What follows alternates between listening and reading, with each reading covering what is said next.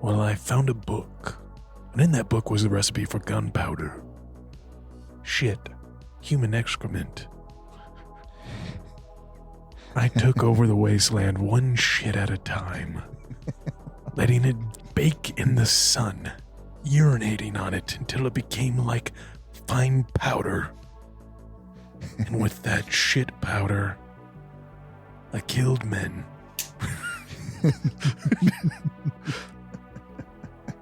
Ask yourself, is that how you saw it ending for you? At the end of a rocket powered by shit. Dude, that'd be like a very good memeable, like, short, like, sketch. You know, like the short animated sketch green text videos from 4chan that people read. Oh, yep. All right. Are you ready? Ready. All right, bro. Pass me this sauce, man. How's it? Do you think this music's too loud? I think it sounds good. Cool. All right. So, Pat. Sir. I'm curious, have you had any feedback at all about our little Dungeons and Dragons, audiobook experiment? Not from listeners yet, but I've showed a few people like those clips, and they think it's sweet. Yeah, dude, everyone I showed it to, I was like, hey, be honest, I know it sounds a little jankety robot voice. And everyone I've gotten feedback from said, no, dude, that's really cool. Especially that you made it in like 24 hours. Yeah. Like, that's crazy how much you can do in 24 hours. So, and it wasn't just Dungeons and Dragons people. I showed antis and pros, and everybody thought it was like, they were impressed. Like, what do you mean? Not anti, just guys who would like, I don't play that. I'm not going. I'm not going to. Yeah, what's crazy is that majority of people still enjoy cool fantasy sword novel. You know what I mean? Oh yeah, it's still something you'd like. If that came on the television, you'd be watching it. Yeah, I like Lord of the Rings. Yeah, I'd be watching that for sure. And so yeah, it was. I've gotten some, and I have a buddy who wants to come on the pod. Oh yeah? Yeah, and he does. Do I know this buddy? Actually, you don't. You don't know them. I don't think you do. But he sells Dungeons and Dragons little characters. I don't know what they're called. Little what? I don't know. Basically, the premise is this. Lots of people do spend lots of time making their little worlds, right? Yes. Painting and building and buying and building a character and hold on, let's just because I'm excited now. I'm enthusiastic, so I want to zoom out just a moment to ask questions so I'm following properly. There's Dungeons and Dragons as in the game and all of its materials, which is like, settings books, actual physical models, miniatures, right, terrain tables, sound, music, whatever. There's Dungeons and Dragons, the novels, like lore, like actual pick up, read a book, or listen to the book. And then there's like, I guess, all of the, creative side of like design and all the intricate like actual infrastructure. So like there's computer programs and stuff like that all goes into like building some of these things. When you say people, that could be like he copyrights characters, right? No, so I will say too, like like what you just explained was you can go full on. You can go it so in deep. You can make your own universe, your own world, your own deal, right? But to the layman or the guy wanting to get in, that feels a little ominous. Oh yeah, like that's a big undertaking, big time commitment, and with the game has grown in popularity hugely over the last 4 years. Oh yeah. So what he sells these basically like, I think it's some terrain table stuff. And so this is a physical touch with your hands. It's a touch with your hands thing, but what it is it's it's an entry level thing. It's a thing to get you in the game, get you going. It comes in because it's inexpensive, and it comes in its cardboard cutouts, little pieces, game pieces, so you can yes. No, it's not like 3D printed multiverse of all the things, right? With your whole, but this is like for a dude who's like, I want to get like my bros together and start doing this. It's little cardboard meeple. Yeah. Right? Exactly. And does he like hand draw them or graphic design them and then print them out on paper or something? Or? He has, it's a company of his, he has people work for him. It's like there's multiple people involved. So he has designers, he has graphic people, and they're making these characters. They're making the little cutouts, and they're basically, it's a way for people to have and have a foot in the door into dungeons just by like, I want to get started. I need some semi-creative material just to get the juices flowing. I need to be able to move some pieces around and have something to hold and have, but I'm not about to, I can't go full nerd yet. I want to, but I just can't. No, sure. Yeah, right, no, right, I get like that. It sounds great. Yeah, it sounds like he does all the heavy lifting of like I don't know what I'm doing. I don't know where to go from there. I don't know what to create. And then he's like, all right, here's all that stuff. Now you just take it and play with it. Yeah. Yep. And then sounds great. That's awesome. Then you can start to, and then once you're in there, probably after a season or two of that, you go, all right, time to get out the cape, Yeah. Put on that cape while you start, paper mache and stuff. Yeah. Don't get me wrong. I'm never here to yuck someone's yum. I've never had the real desire to dress up or anything for Dungeons and Dragons. I have thought, I have worn goofy. Yeah, I've worn this outfit, the outfit that people see me in on a regular basis. I see them, wearing a cowboy hat and poncho and just comfort clothes. I also wear sweats. I also wear death metal shirts. Wear my big silly fish hat. You know what I mean? But but the only costume thing I've ever wanted to do was I actually wanted to make a very, very sophisticated high-end vocoder where I could wear it over my face and people wouldn't see my mouth. So when we're in the middle of dialogue and they're engaging with the character, I could hit a couple different buttons and just go between different character voices. So that way it's less about Mick is pretending to be a chick right now. Like have to do a Lord but Gallivant. But legit doing a vocoder through some of my AI programs that I've written and just having them literally reiterate my words live. Audio wise back to people, and then people could be like, oh, that's that voice because that's that character, and it's a lot more immersive, right? Now never done it because I just don't care that much, but it'd be cool. I've been thinking about building it, but I'm also not an engineer, so I don't really know what all goes into wiring a vocoder and making it something you can wear on your face. So for sure. No, I think it's about time. I need to see what it's all about. Bro, dude, you really should. Come on a little mini campaign, and I'll dress up. I'm not afraid. Well, yeah, of all the people I know, you probably have the most costumes. I do. You know what I mean? It's weird. I shouldn't, but I do. Well, also you're a dad and you do a lot of costumes. You do the big costume party things here in our local little town, and you do the annual stuff. And you also, of course, do Halloween with your kids. So I think it makes sense that of everyone I know who's only maybe one or two of them are dads, it makes sense that you have the most costumes because you've been the dad the longest. Well, and it mostly stems back from my youth ministry days of skits and things like that too. Just having coming out and being goofy and whatever, being silly and having fun. And so I'm excited to show. I'm excited to hear what people think about the little. What is it? What is it that you made that we made together? Oh yeah, What's I it guess called? Call back here. It's the whole concept is just that these games, role-playing games, they're just like serial television.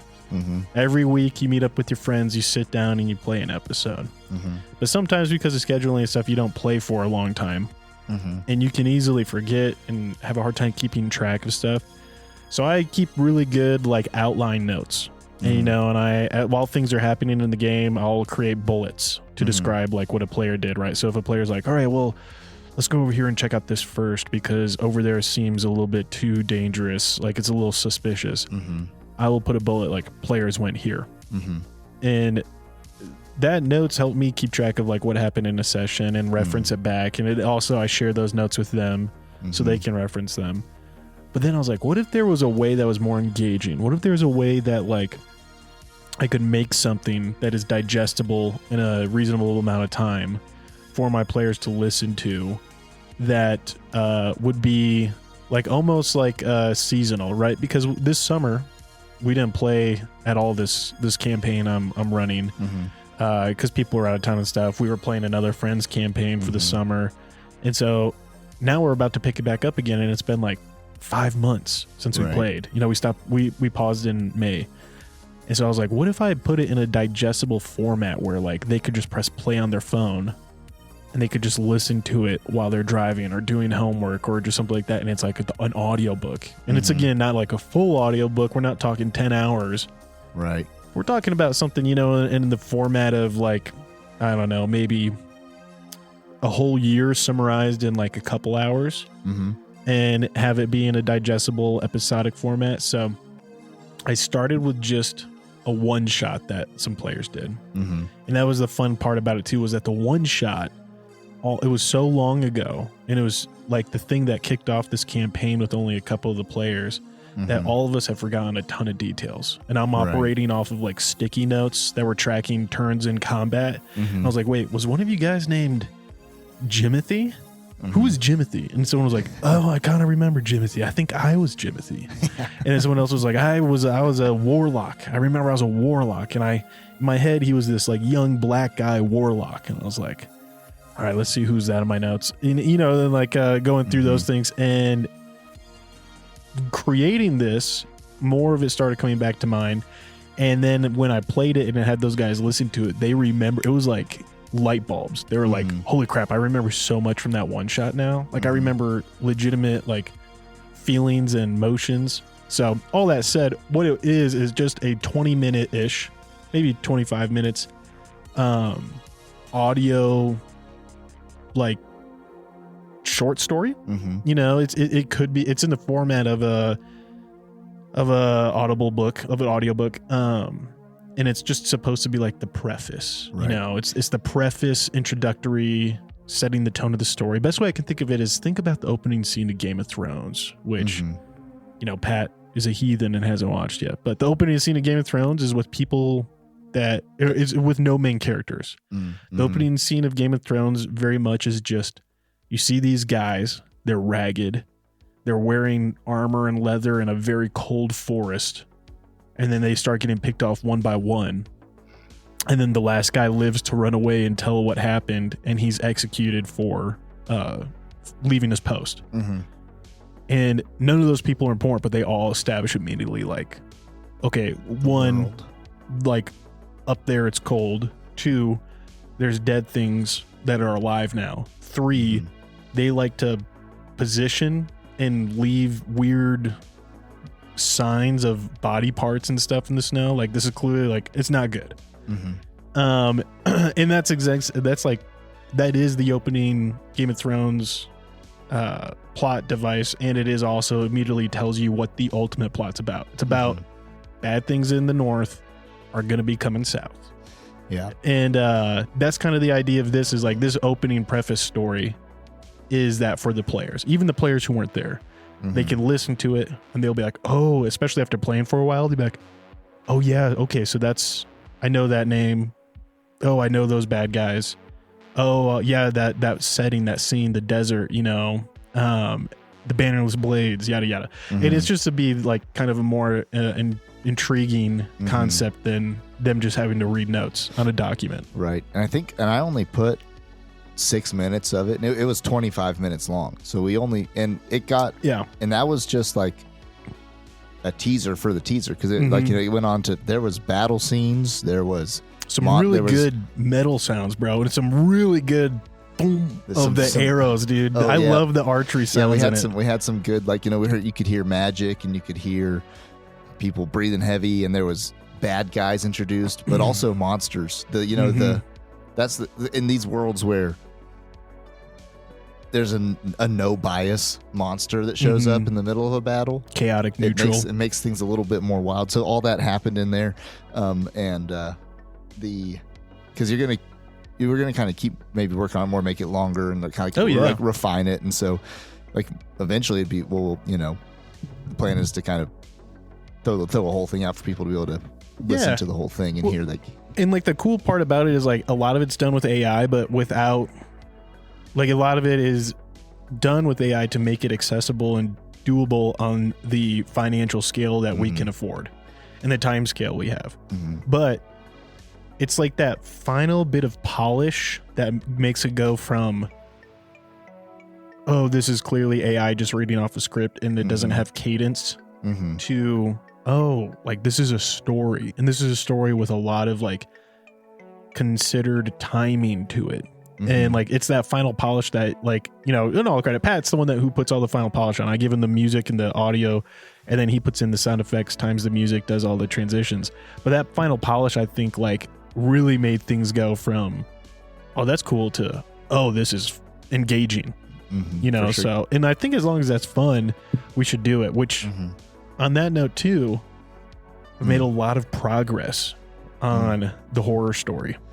So the horror story, which I'm just gonna air it out here.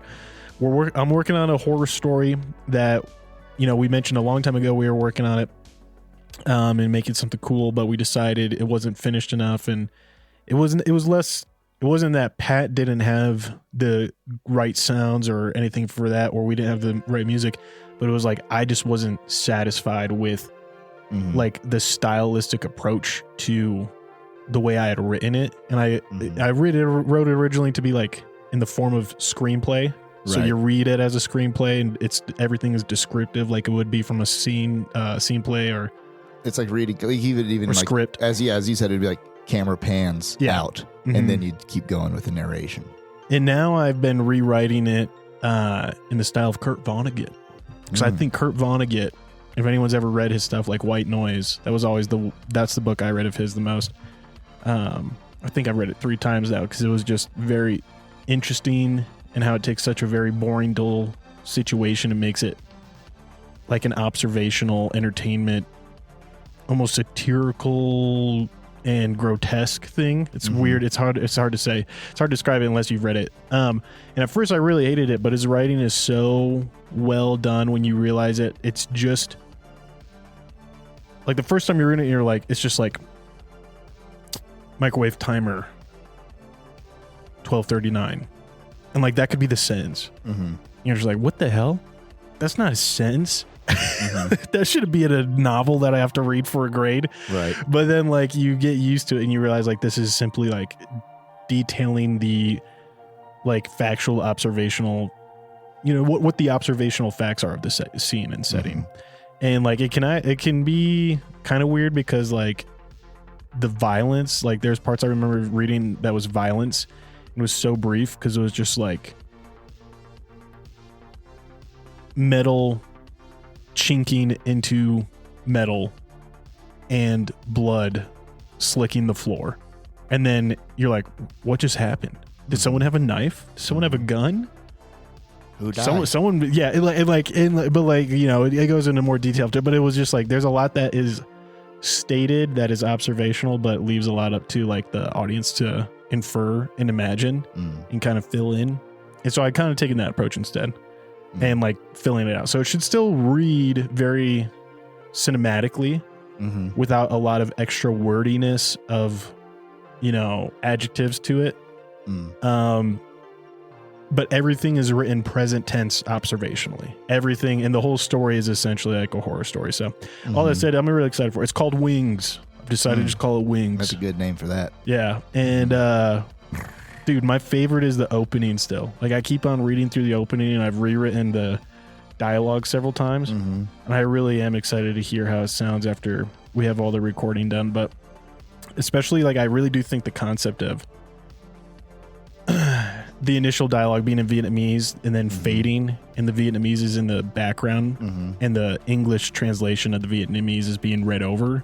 I think that's a very, like, snappy and, like, engaging to the dialogue. Definitely. And it's like a classic way they used to do movies. Now they have to feel like they have to, like, just keep the whole entire season in that foreign language, which, you know, I get that, but also it's like, if I'm reading captions, I'm not really getting the vibe. But when it does that thing where, the first couple sentences, okay, it sets a stage. I know what this language is. Okay, I'm in this culture. I'm in this place. And then it shifts to a language I understand, and I can remain in the story, you know, then it's like, you know, it's a way they used to do it, like in TV, different things a lot too, you know. And so now I think that's a great way to do it. And I think it's maybe a lost art form of bringing people through the story. I always thought it was really cool because the only time I've ever seen it done on TV, really, like, in the way I imagine it, is the show Lost. Did you ever watch all of Lost? Yeah. There's that it's an opening scene before the classic, like, you know, like, it's like the lost letters coming in. Yeah. And it was the opening right before that for this episode. And Charlie is having a dream. And is it Charlie? No, Hurley, the big guy, curly hair. He's having a dream, and he's in the bunker on the island, and he walks in and is eating some food out of a jar, and then he turns around and he sees Kim, and Kim is this Korean man who only speaks Korean, and never in the show does he ever learn English or care to learn English, and he's very hostile to a lot of people because he only speaks Korean, and his wife is his only means of translation and communication to other people. And Hurley looks at him in shock because he's, like, caught literally hand in the jar. Yeah. And he's like, oh, hey, Kim. And Kim's like, hello, Charlie. And he's like, you speak English? And he said, no, Charlie, you're speaking Korean. And then, like, he wakes up from the dream. And I was like, oh, that was kind of cool. Right. Like, the inference of, like, that's the language they're speaking, but they just speak it fluently. And so, as the audience, right, that's how we hear it. And I thought that was a really, really well done thing. And I listened to radio shows, like I said, Gunsmoke and stuff, where they've done that effect in the past, where, like, initially someone's speaking a different language, and then they're like, speak, like, the translator begins conversing with them, and they just switch to English, right, while they're in conversation. And I thought that was always really cool. But anyways, so that's what we're working on. And the horror thing, I'm really going to try to have it done, because every year we've done some, like, Halloween stuff. Yeah. And I think it'd just be sick to have this and just, like, drop it for Halloween, pump it up. I was thinking about that today, putting my pants on to come here. I was like, our Halloween episode is about to come up, and this is going to be our third one. Third Halloween. And then I was thinking, when did we officially launch our first deal? I might have to look it up right now, because, like, I'm like, are we at, I need to see, like, are we, I think our first episode aired in November, but I think it was recorded in September. Right, because we started early. I'll scroll down and I gotta know, because, like, are we sitting on a? I think we're on season 3 now. This might be the first episode of season 3. Launch season 3 right now. Let's see. Yeah, you're right. First one came out. Yeah, you're right. November 22nd. 2022. So we're approaching. When was season 2, our first season 2 episode? Because I think we started season 2 earlier because we knew. I don't know. I'm looking fast. Season 1 was still, let's see, September was still season 1. Getting close.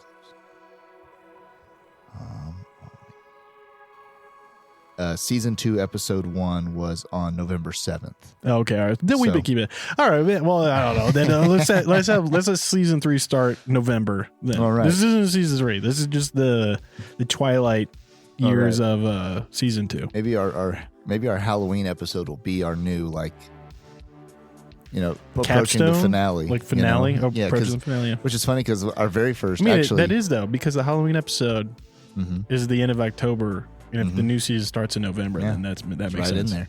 And our first Halloween episode came out actually on Christmas because we were so backlogged. We recorded a lot and then we were putting them out. It's been fun. We've been doing it for a little while, and so I think that that'd be fun if we got that done in time to have that for a little Halloween action. It's crazy when you think about it. Like, for the most part, we've been very consistent with recording on Mondays. Mm-hmm. You know what I mean? Yeah. Or recording at least once a week, if not on Mondays. We missed a few. We missed a couple, but that's because we were out of town and stuff like that. Yeah. But all that said, it's weird to think that we've been doing that like just about every week. I've recorded a podcast for almost 3 years now. Mm-hmm.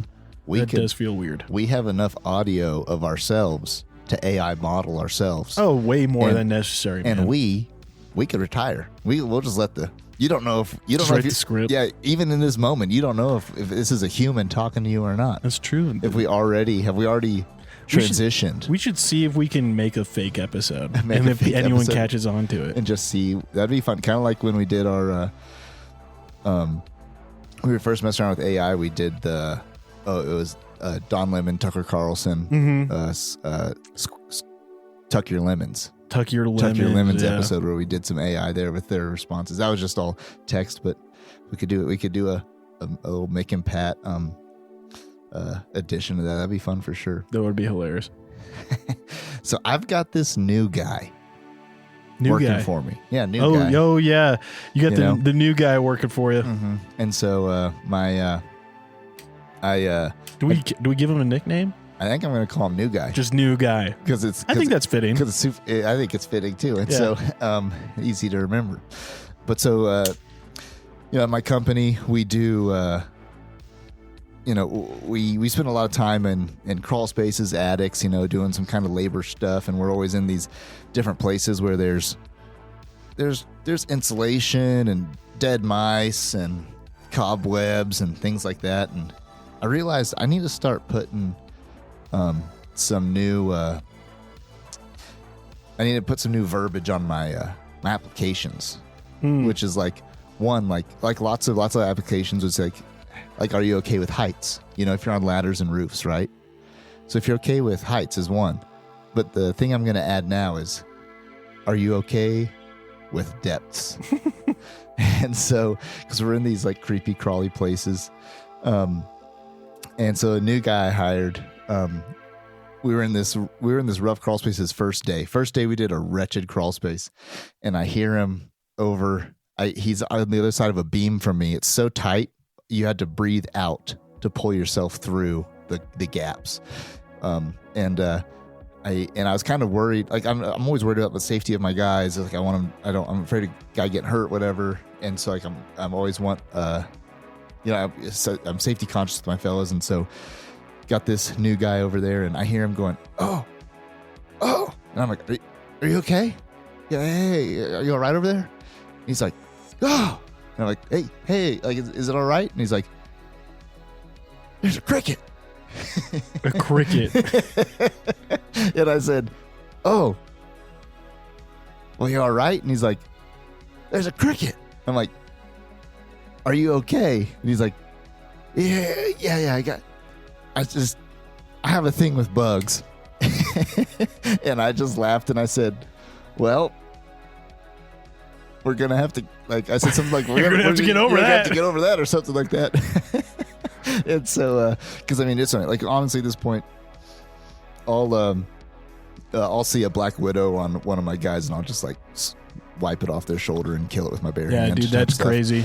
That's absolutely insane to me. Or like when you're crawling through the cobwebs, like, it's been a long summer when at the end of the summer, usually we get like a stick or something, knock down the cobwebs. When you're just like, when you crawl just face first through and you just use your face to knock down the cobwebs, you know that you've reached a new level of either apathy or courage. I don't know which one it is, but new guy was at this crawl space with our fellas, and I pulled up and I just saw him like out at the truck getting a water break, and he just looked like he'd been beat down. He looked like he was like had a long day. It looked like he was maybe reaching the edge. Oh yeah. And so I was like, he's at the limit right now. he was at the limit. Yeah. And I was like, didn't know what was going on. So I talked to one of our other like more senior guys later on. I'm like, hey, how's a new guy doing? He looked like he was having a rough time. And he just starts chuckling. And he's just like, oh yeah. Like he's like, first of all, he hit his head down there like a lot of times. New guy kept banging his head on the beams. Yeah. Which that takes it out of you pretty quick. Because there's that thing when you knock your head. Yeah. Oh like yeah. But it's primal. You feel, you just have to kill something. You don't know why. I mean, there's that one, but then there's the one where you knock your head and it's just like you feel like your brains just fell out like the bottom of your head. Yeah. And you're just like, you gotta take a minute. Oh my gosh. Yeah. Like it's not. I don't even think it's like the same feeling of a concussion. I think it's more like, you know, it's like someone put a ice cube inside your brain. Mm-hmm. Oh yeah. And so as he's chuckling, he's like, yeah, he hit his head a lot down there, and he's also there was a spider down there, and so he goes talking to our guy, and he's like, yeah, new guy saw a spider over there. He's like, there's a spider, and so he's like, so I said, well, kill it, and you could just hear him like, it's still alive.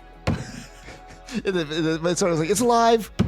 Is it still alive? He's alive. It's still alive. It's alive. Still. It's just like, but he just kept repeating over and over again. It's still alive. That's awesome. And my buddy was just like, he was like, I had to hide my face because I was just dying laughing over there. Oh yeah. And hey, we've covered the arachnid subject on here a couple times. Listen, sometimes listen, my thing, if it was a snake in that situation, I would literally be in the same, like I would be losing my mind. I'd do the same thing. I'd be freaking out. I'd have that clammy, sweaty feeling all over me. Do you ever look at these cords on our table and think of snakes? No, but like just when I see that little slither through the grass, it gets me. Like even right now that I brought up snakes, my hands are kind of clammy. Really? They are. They kind of I keep sweaty. on meaning to bring in a rubber snake. Oh yeah, it'll get me for sure. But then I don't want you to bring it. Like you're the type of person who I think might bring in an actual, spider, like a real spider. Well, I don't have to. They're all around this spot. I've been breeding them, collecting them on the outskirts of the property. Yeah, no kidding.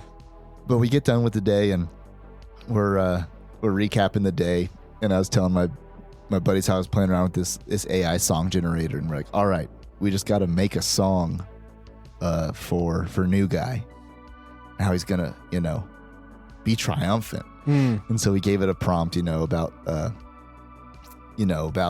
what we do every day, being in crawl spaces, and I said, a dark, dingy crawl space covered in cobwebs, and a man who triumphs over his fear. And I said, do it in a cinematic, epic rock ballad.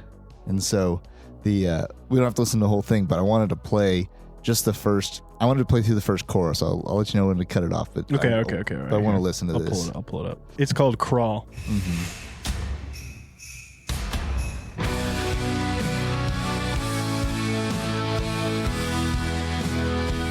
I just love the AI loves good intros and guitar solos. I like to throw them in there. It endears me to it.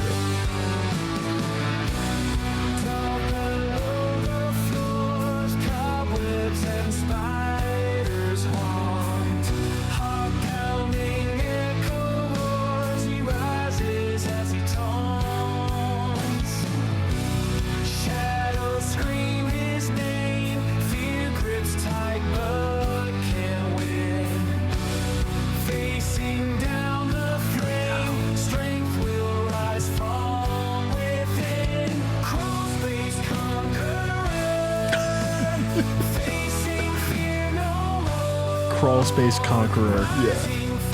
That's awesome.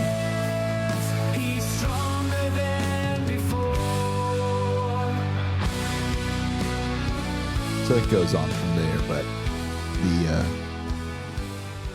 the Crawlspace Conqueror. It's going to make it my new ringtone.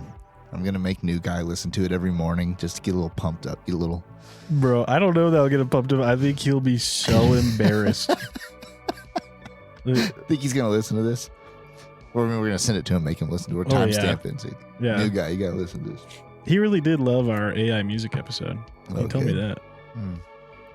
No, but he's new guy's doing awesome though. Actually, he's a lot younger than all the rest of us, and he's just hopping right in there. He's learning stuff every day, and which is a big part of like what I want to be doing when I have employees is like, and these young men, I'm like, I want you to learn and grow, and even bigger than just the job we do is fairly simple. It's not like super technical, but like just in all the areas of your life, I want you to become capable. And so it's a great job for a young man to come in, work with his hands, learn how to use tools, understand how a building works, build stuff, accomplish things, do some hard work. It is hard work. And then on the backside of it, you come out a little stronger, a little grittier, more capable. And so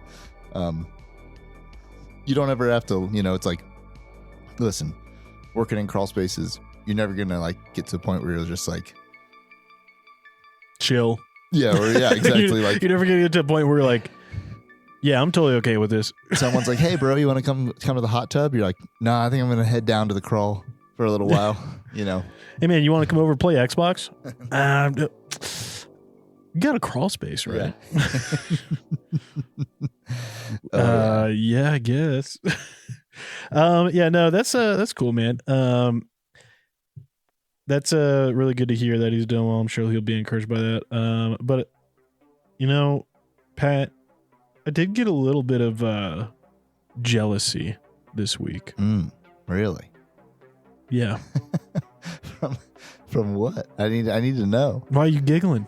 It seems like you already know what I'm going to say. So does it even need to be encroached here? No, I honestly don't. So I'm you honestly have no idea know. why I might be jealous about what your employees get to do with you, and I don't.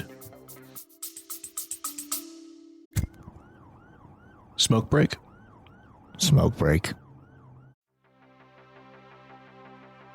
Hey, Ken, it's Mick, and I've got something important to talk about. We all hope we never find ourselves in a self-defense situation, but life's unpredictable. Enter the National Self-Protection Plan from Attorneys on Retainer, an actual credible law firm you can put on retainer for your self-defense needs. For just $35 a month, you get national coverage in all 50 states for criminal and civil legal representation in self-defense situations, complete with a 24/7, 365 toll-free emergency line. That's real legal support when you need it most. What's in the package? Bail bonds, scene cleanup, firearm replacement, even mental health counseling. Plus, 0 fees for a laundry list of defense-related costs like expert witnesses. So support the show and get yourself some peace of mind. Click the link in our show notes or visit our sponsors page to sign up for the National Self-Protection Plan from Attorneys on Retainer. Hey folks, Pat here. If you're like Mick and I, you're a fan of classic tales like Lonesome Dove, Blood Meridian, The Three-Body Problem, and Steinbeck's East of Eden. With Audible, you can dive into these epic stories anytime, anywhere. Sign up for a free month, and your first audiobook is on the house. To start your free trial and support our show, click the link in the show notes or swing by the sponsors page on our website. Want an awesome website for your podcast? Check out Podpage. We use it for the Mick and Pat show, and it's a game changer. Set it up in minutes, no coding needed. Support the show by using our link to get started. Your podcast deserves a home as great as ours. Podpage, the one-stop solution.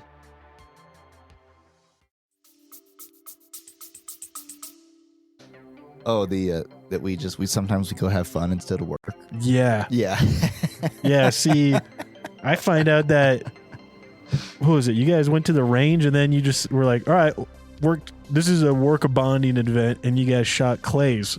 Mm-hmm. Didn't you do skeet and trap? Yeah, we went and shot some clays. So, yeah. That's cool. Where'd you guys go? You go out to the great outdoors?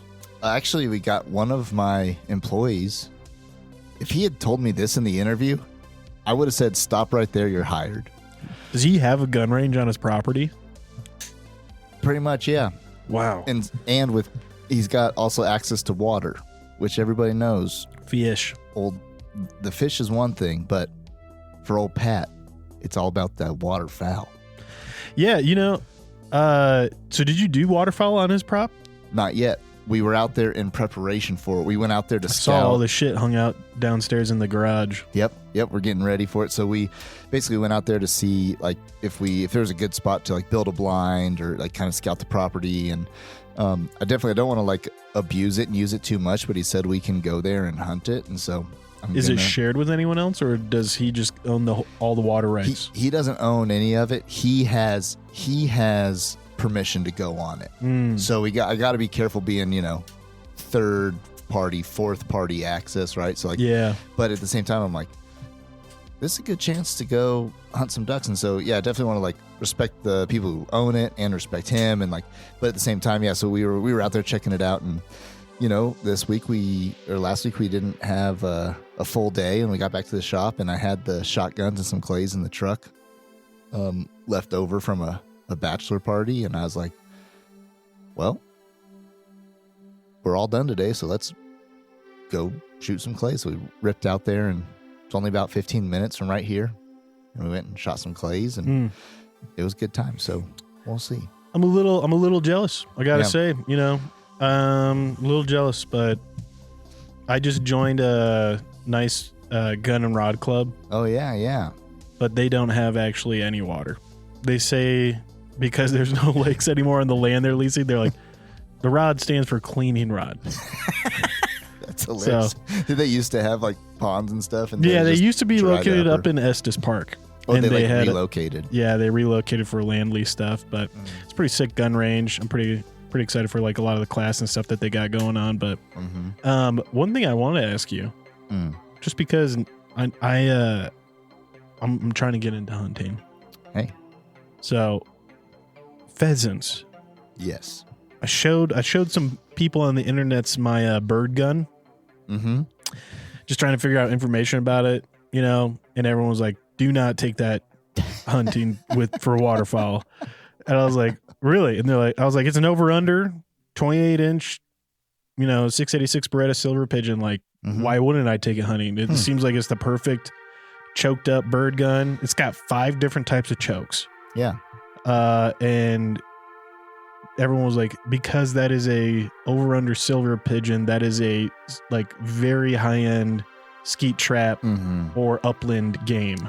That is not what you take to get muddy and junky and wet and let the stock get soaked up and corrode. And I was like, oh, I didn't know you get that junky when doing waterfowl. But it makes sense because you're in the swampy marshes. Yeah, in swampy marshes. Some days, like, I will stand in the water for like a couple hours with the butt of my gun under the water. Oh, wow.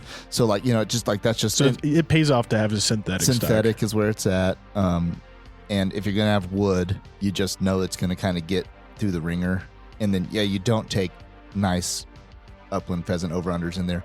Now, there might be the occasion where for the day, you're hunting like a blind where you're up out of the water. That's fine. But like, that's why, there's days where you're like in your waders, stepping up to your like ankles or shins or knee deep in like mud. You fall. And like, there's plenty of times where like a guy has fallen and stuck his whole gun in the mud, in the water, where it's just like, so if it's a do you think not to cut you off, but do you think the practice of resting the barrel of your shotgun on your boot came from waterfowl hunting to keep from accidentally setting that and like getting mud in it? Because I've seen so many fuds put the barrel of their shotgun on their boot like it's a habit. And I'm like, what are you doing, bro? Trying to lose your toes? Yeah. I think that's probably just bad. That's just FUD? I think that's a little bit of It seems like it's an educated thing. Like, no, my granddaddy did it, my dad did it, my uncle did it, and now I do it. I will say this, like, having a sling on a gun has not been a thing for a long time. Now at the same time, yes, you like World War II, you had that big leather sling on your M1, right? But for the most part, like hunting and stuff, you didn't have a lot of slings on your guns. Now, and like big game hunting on your rifle, sure, but even still, like for a long time, it's still like slings on your guns, and slings almost being like a mandatory thing on your guns is a relatively newer practice. And so I think like a surefire way of keeping mud out of your gun is resting it on your boot. It's better than like one guy I hunted with. He'd set the butt down and rest his hands on it, both hands on the barrel, and he'd sometimes put his chin over it. Hell yeah. And I was like, bro, like that is... You know who does that? Someone who's literally like death. Like someone who's death incarnate. Yeah, that's what I dude. mean. Like, Oh, yeah. I can't die because I'm literally death. You know what I mean? Like that's at an insane level of confidence. It's that full... I mean, I'll say he wasn't an old guy. He was a young guy. Like, but so I don't know. Did you ever show him what happens when you drop a shotgun on the butt? Oh my God. Here's the thing a lot of people don't know. Almost any shotgun nowadays, I've yet to see a brand of shotgun pass this test. But if you take a shotgun, you can load a blank in it. It's not hard. You could find shotgun blanks for like 25 cents there, or 28 cents. You can load it in and rack it so it's around in the chamber, and then just literally drop it from like shoulder length onto its butt. It will go bang. Because of the way, it's the same way like how like most 1911s will go bang when you drop them. It's the way the floating firing pin. Yeah, well, the firing pins, like it's not fixed behind a wall or a gate. The firing pin is retained by a spring. So if you drop it and there's enough inertia, that spring pushes down and goes forward. And and the weird thing is like it will do that, but then if you pick it up and pull the trigger, it will still break. It will still have a trigger break. Yep. And so that's like, I don't know. It's one of those things where like a lot of people I've seen just like think shotguns are tanks, and they are tanks, but like they are also the gun that will go bang when you drop it more than anything else. So I don't know why you're resting your freaking face on it. Yes. You know what I mean? Yep. Safety doesn't matter. About to become a poet, a world-renowned author, about to join Hemingway. That's a joke about Hemingway because he shot himself in the face. I know. Okay, I know. He killed himself with a shotgun. With a shotgun, yeah. No, yeah. And there wouldn't be much left to speak of, or no open caskets there. Yeah. No, yeah. So I think I don't know. Don't rest your gun on your foot. Just get a sling. Sling it up. That's like a... Yeah, honestly, like there's no excuse now with how cheap like literal paracord or like you could use duct tape and cord and make a pretty great sling. Allen brand sling, $7.99. Yep, no kidding. Like, and if you want to be cool, you can get the Vickers Choco Chip Sling. Actually, you can't anymore. They're sold out, and I've been seeing people resell them for like $300. oh my gosh, Dude, it's good to know. I'll keep mine. yeah, I got mine for $50. for real. Freaking resell that when Larry Vickers dies in prison. Oh yeah. But we gotta. All right, if you want to get in hunting, we'll get out hunting. I do, but I don't have a bird gun. You got a pheasant gun. I do. So what is upland game? Because I kind of want to do like I kind of like to go for turkeys too. And is that considered upland? Because they don't hang out in the water. Right, they're not considered upland, but you could hunt them with that. That'd be fine. What else do you hunt them with if not a 28-inch steel shot? Yeah, number 8 load or whatever. Yeah, no, it's the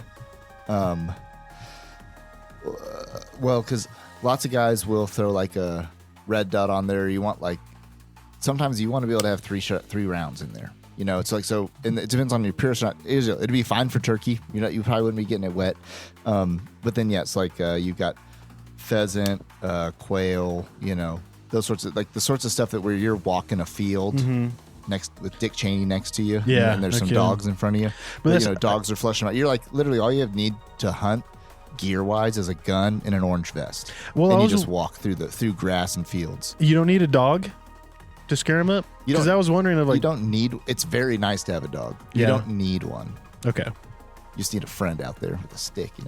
So your friend's in front of you. While no, in that case, basically what's going on is you're flushing. Like you get a couple buddies and you walk shoulder to shoulder and you push through and then you flush them out instead of the dog. Whereas, but that's a close shot, so you have a small pattern, or by the time your pattern's big, they're up to speed. Versus if you have a dog points and then they're there, so now you're on them, and then you tell your dog to flush them.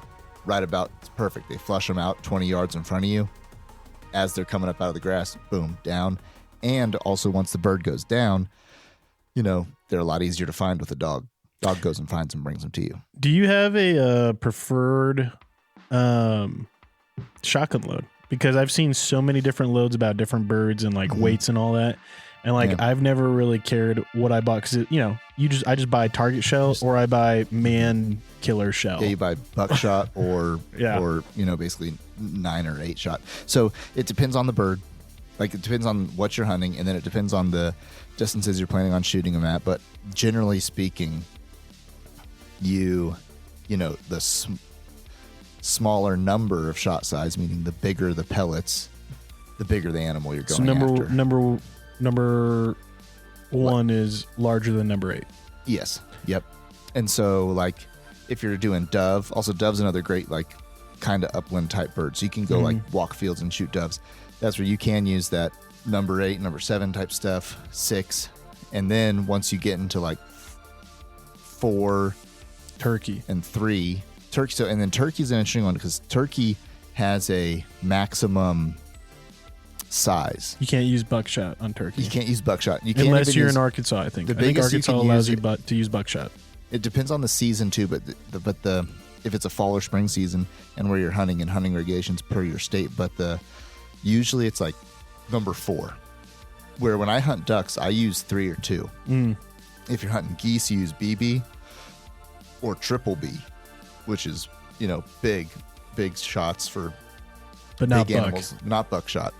And BB is literally the size of a BB. BBs. 6 millimeter, right? Or something like that? No, it's got to be small. It's smaller than that, you know. Smaller? You know? Oh, okay. I thought we were talking like airsoft BBs.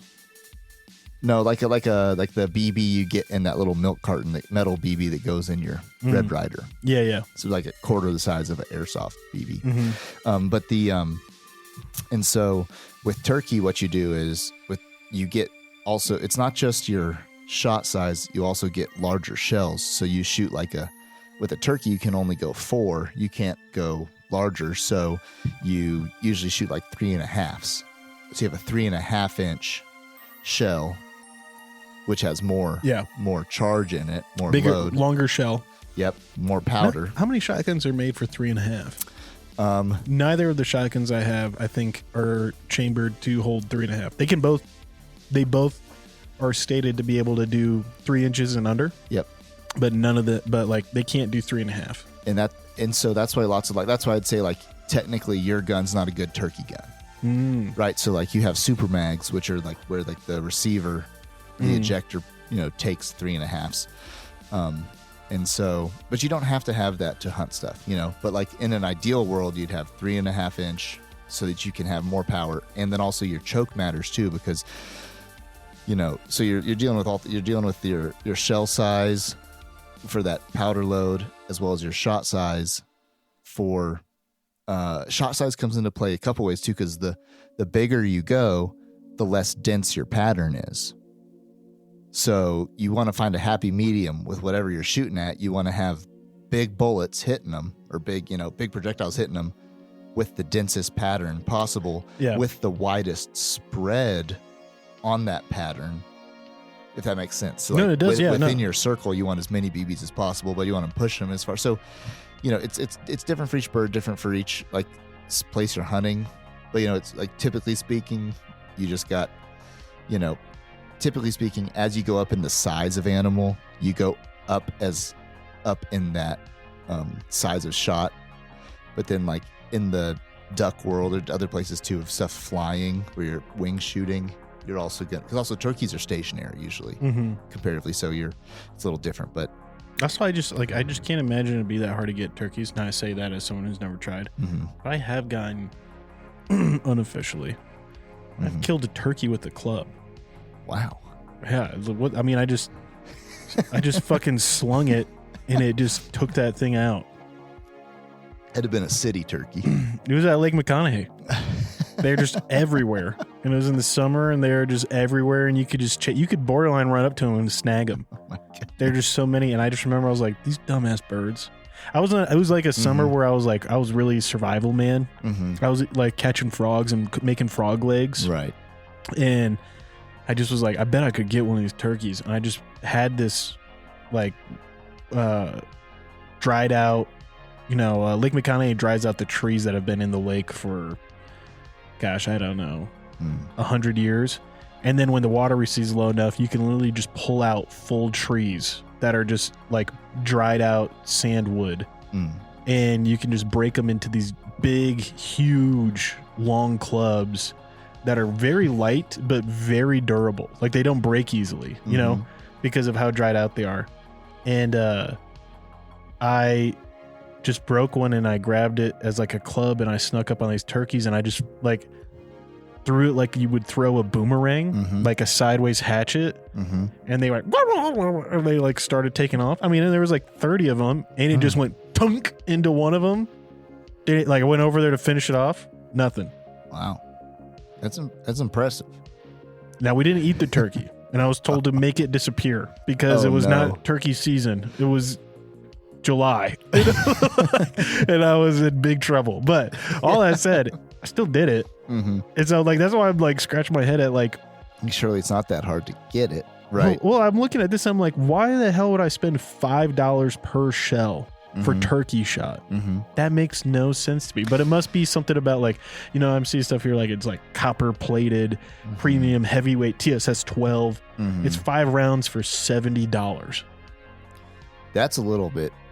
3-inch number 9, 1 3/4 ounce turkey shot shells from Federal Premium Heavyweight. Heavy shot, Magnum blend, 10 gauge. You say 70 for 5 rounds? $68.99 for 5 rounds. Also, you're looking copper. So yeah, the copper gets you. That's the other thing too. Like versus if you can shoot steel at turkeys, copper and bismuth are two like the big, like copper's is the leading thing right now for. Oh, sorry, it's not copper. It's tungsten stainless steel. Tungsten stainless. Yeah, so bismuth, tungsten stainless, copper. Those are the rounds that they're denser. Well, either one. There's 2 things the guys are going for. Either one, they want to be the most environmentally friendly.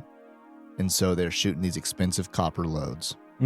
Or 2, you have heavier, or denser, I should say, rounds. And so you've got more, stopping power in those BBs. And, for years, Grandpa was in a flannel, whacking the turkeys, which actually isn't totally true because turkey hunting actually in the 70s sucked. And it got really good in the 90s. Because they were reintroduced. They almost got smoked out. Oh, really? Did we almost kill all the turkeys? Yeah. All the wild turkeys? Turkey reintroduction was actually a huge undertaking. I mean... Wild turkey. That's a whiskey, right? 101. Oh. It'll get you. They got reintroduced in the 90s, though? No, they got reintroduced through, like, the 70s. Oh. But then they really, like, by the time the 90s came around, they really were, like... that was, like, the golden era of turkey hunting. Yeah, I'm just looking at these tungsten stainless steel payload. 22% denser material than standard tungsten. 56% denser than lead. Flight control flex. And hey, people are posting 5 stars and pictures of their dead turkeys. Great stuff. Expensive but worth it. I guess, if you think about it, if you only have to fire once and it's $13 and you kill the turkey, then it's like, well, I guess it did pay for itself. Right. At the same time, I got to imagine the premium $1 per round stuff is also just as good.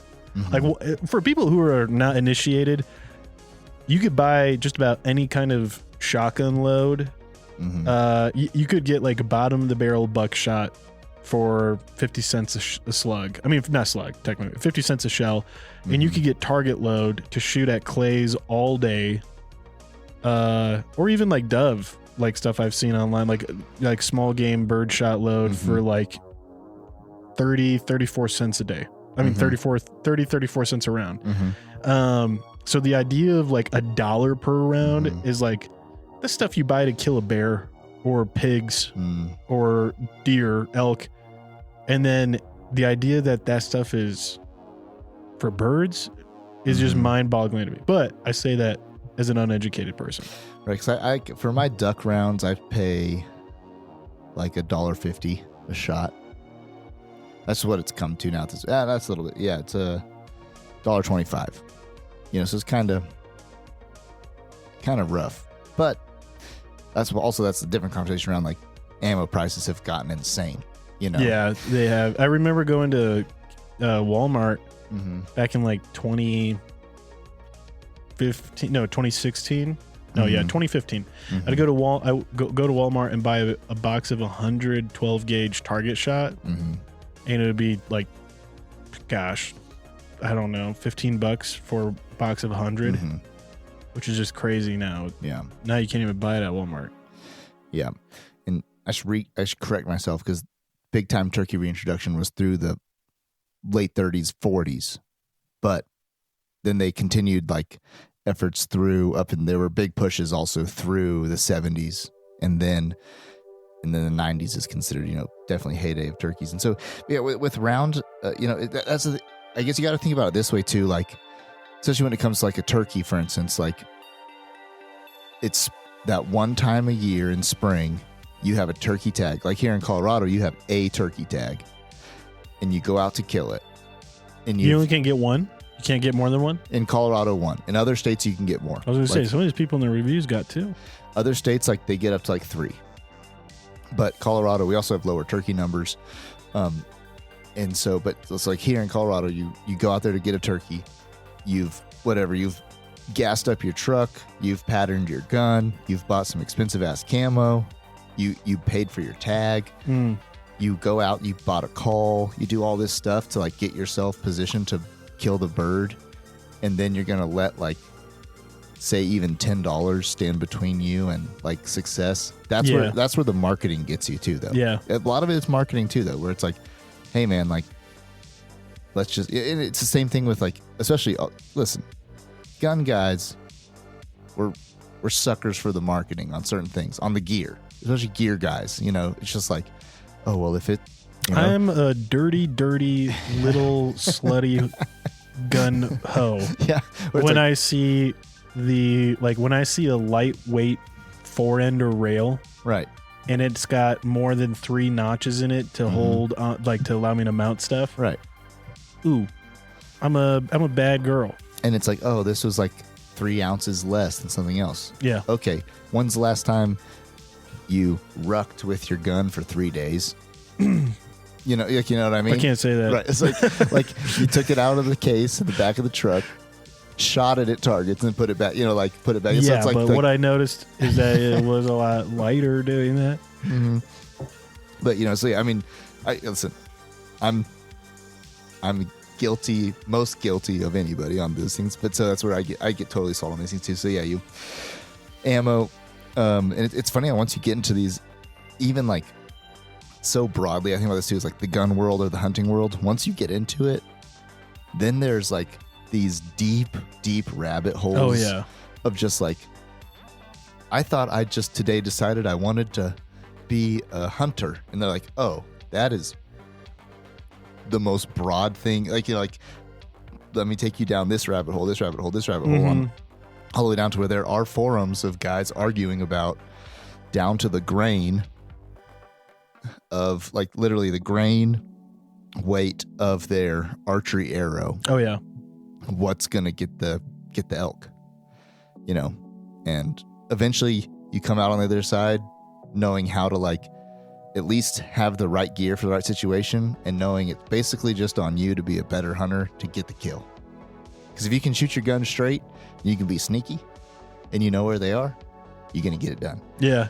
Well, and I think, I admire that. I respect it. Like, I mean, because the truth is like I've talked to a lot of hunters who like I've had to do like the nice polite smile and nod my head when they just run their mouth about the pistol they carry or don't carry or why they don't carry. Dude, my favorite thing is listening to like hunters be like, yeah, I don't get why so many of these freaking, they always say kids, even if they're like still in their 20s, but they're like, I just don't get why all these kids are going around with their Glocks in their pants, pointing at their dicks. Like, imagine being that afraid that you have to go around the world carrying a gun every day. And I'm just like, whose side are you on, partner? You know what I mean? Right. But like, I just smile and nod. I'm like, yeah. And meanwhile, I'm like sitting next to them with my gun.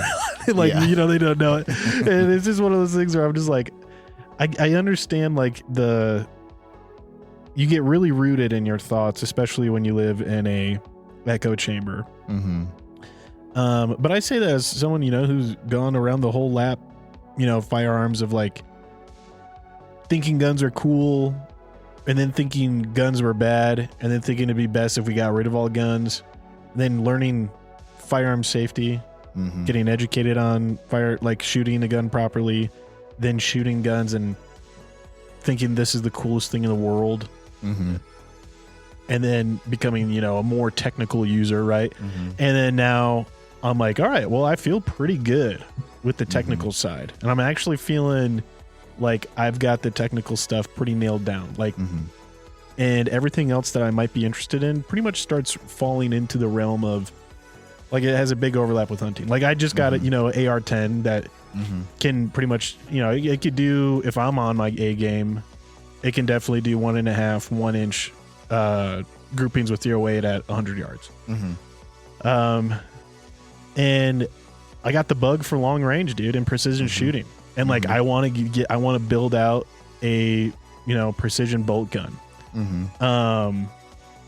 All that said, you start building out a lightweight precision bolt gun that's going to, at the end of the day, be looking at like minimum $3,500 with optic on top. And you all of a sudden have an insanely good and highly desirable hunting rifle that can poke and kill anything in North America.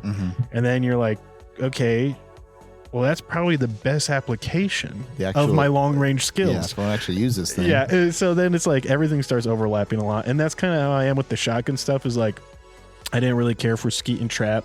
Then I inherited my uncle's shotgun, and I'm really loving doing skeet and trap and like the proficiency you can see like improving time over time with it. And now I'm like, you know, it would be better if these clay pigeons could zig and zag. That would really be a good test. And I'm like, well, I guess I should go bird hunting. And then now I'm just at the point where I'm like, okay, well, I guess I should just buy a dedicated bird gun. So I don't know. I'm kind of in the I'm just realizing everywhere else I want to go with my firearm journey and like picking up new skills is actually going back to kind of like hunting and fundamentals of hunting. Because I feel pretty good at I feel, you know, don't get me wrong, I'm not John Wick, but I feel like I know enough to know what I continually need to practice and improve on. And like, I know also where to go to get that improvement practice. You know what I mean? I have the people in my life who I know are going to continually be ahead of me in skill and able to pass it on. So for sure. And because like I feel like you potentially do reach a point in the, like, you know, in the category of guns that are used for, like, you know, self-defense and shooting in that like area, you do end up in a lot of theoretical like situations and then just training. Right.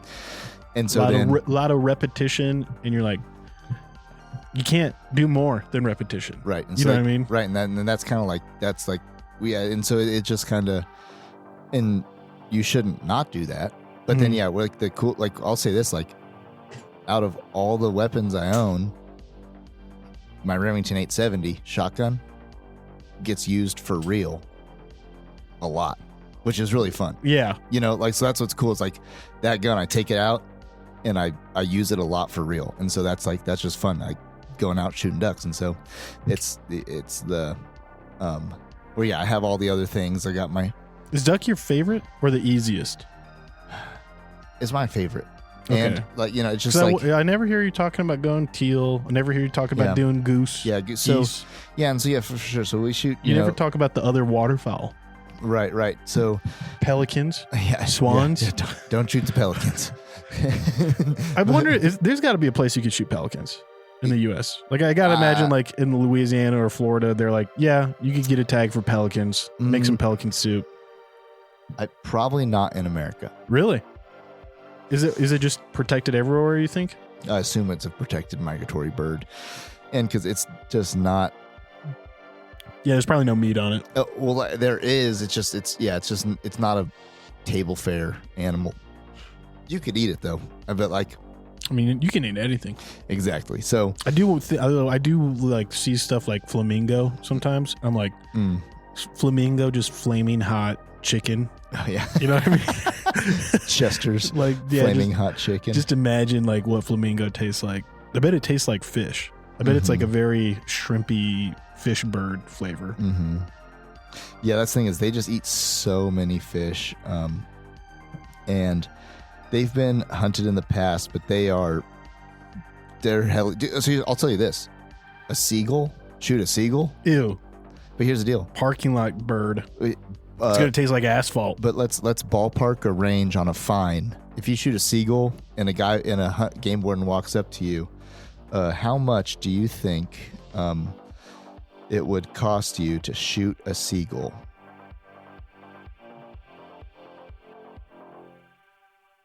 How much do I think? Are you telling me to guess? No, yeah, I'm asking. Yeah, like how much do you if think? they walked up, I mean, minimum $25,000. Park rangers don't mess. Like, dude, Fish and Wildlife doesn't mess around when it comes to fines. A person could be charged with a Class A misdemeanor and fined up to $100,000. Wow. Is one of the on here. So like, which is crazy. Another one also says another place is punishing people with $500, but I've always heard $10,000. So but a seagull, they hang out at the dump. So anyways, with pelicans, you gotta be careful what you're shooting and things. But so as far as waterfowl goes, so teal are technically like a species of duck. We kill a lot of teal every year. But then what I like about duck versus goose too is there's just a whole ton of species of duck, and they all look so cool with there's different feathers, different sizes, and the way they interact with your calls, they're all different. And then also it's even more so comes down to the atmosphere in which you're hunting them. Most goose hunting, if you want to do good goose hunting, you go out in a cornfield and lay down in a layout blind. Mm-hmm.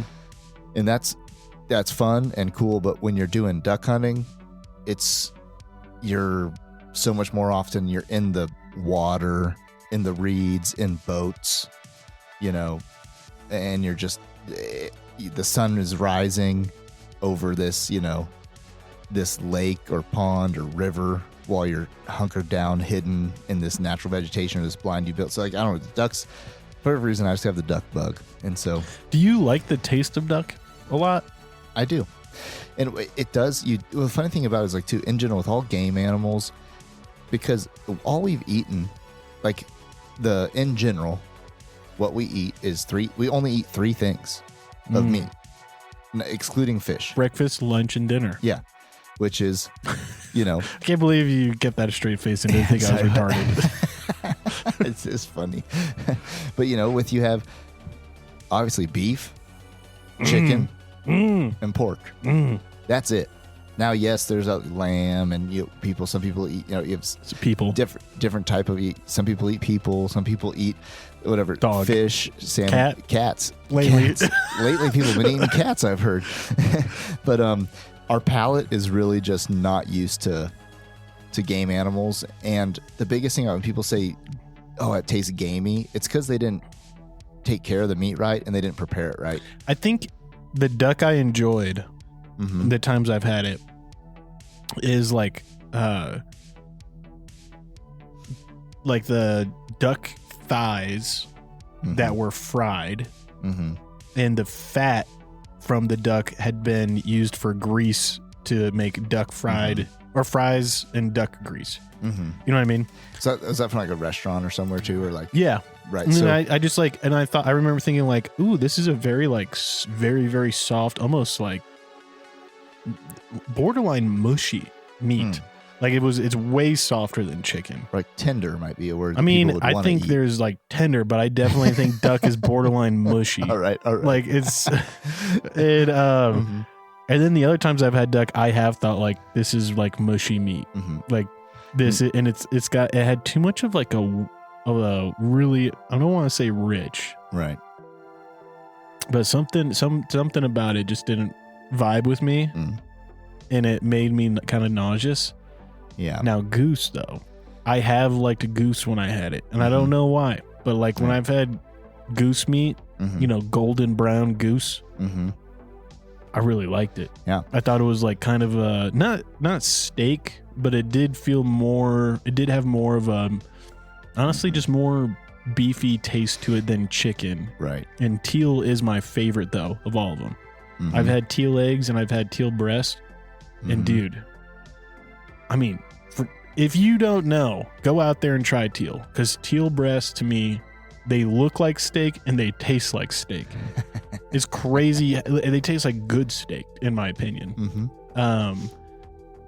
They were delicious. And I've only had them once, and I treat them as a delicacy. Mm-hmm. If I ever get to have them again, I'm going to, of course, like I've always kept an eye out for fancy restaurant menus here in Colorado, because I know sometimes they have them. Mm-hmm. I've always wanted to get them again. For sure. I mean, and teal is one of like hands down, like agreed upon with hunters, like awesome meat. And mainly what people do wrong with waterfowl is they treat it like chicken. So and like it ain't. They eat bugs. Well, and like what grain. But like when you cook a chicken, what do you cook it to? Like temperature wise? Chicken, you got to go 160. Right. And if it's anything less than that, like if you cut into chicken and it's still slimy in there, you're freaked out, right? Yeah. You're like, I'm going to die from this. I've gotten less freaked out about it because I've done enough research that I know if I cook it at a temperature like that for a long time, right, it's okay. And you could keep it from drying up. But yeah, like you know what I mean though, when you I don't trust anyone else cooking chicken. I'll say that. Right. Like if someone, and so that's the thing is like chicken, it's one of those foods where like, okay, like, did you cook this through, right? And so people kill a duck and they think, I'm going to get salmonella from this duck if I don't cook it right. Well, salmonella doesn't just happen in the wild. Salmonella happens from being packed into cages. And so also it's a dark meat. And so when you cook duck, you really should just cook it to 120, 125. Really? Yeah. And so what the problem is if you cook it up to even 140, 150, which would even still be undercooked chicken, you boil the blood in. Here's the deal. If I took a great cut of steak and cooked it to 160 and served it to you, you'd be like, not good. Yeah, it'd be like that's a tire. You know what I mean? So same thing. You got to cook it. I'd have grace if you put some char on it. Right. If you charred it up a little bit, if it had grill lines. For sure. But so that's the thing is like, it's the same concept where with the waterfowl, you got to cook them different. You got to treat them different, not be so afraid of them because they don't carry the same diseases and things. And if you handle your meat right, you'll be good to go. Now, see, I'm a little bit of a. Don't you cook turkey to 165?